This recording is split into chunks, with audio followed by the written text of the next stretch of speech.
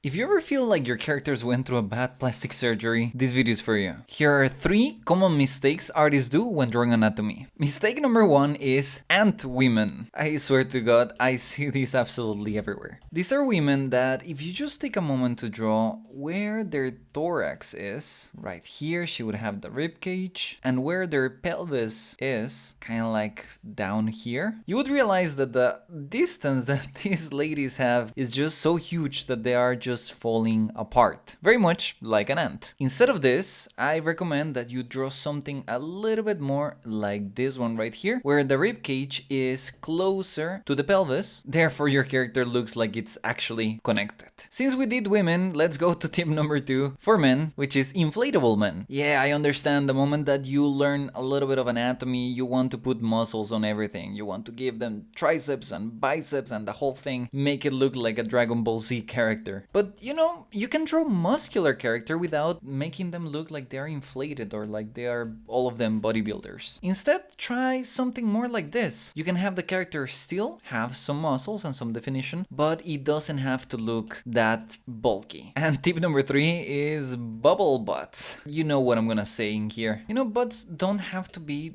so round. In fact, if you understand a little bit of the structure that they have, they are quite flat in reality. Most of the mass of the gluteus maximus, which is this muscle right here, is in the bottom part of the muscle. So you want to draw it kind of flat on the top and then create another plane in the bottom. So something more like this. And hey, if you like the brushes that I used to create all of these sketches, you can get them, all of them, for Procreate, for Clip Studio Paint and Photoshop down there in my links.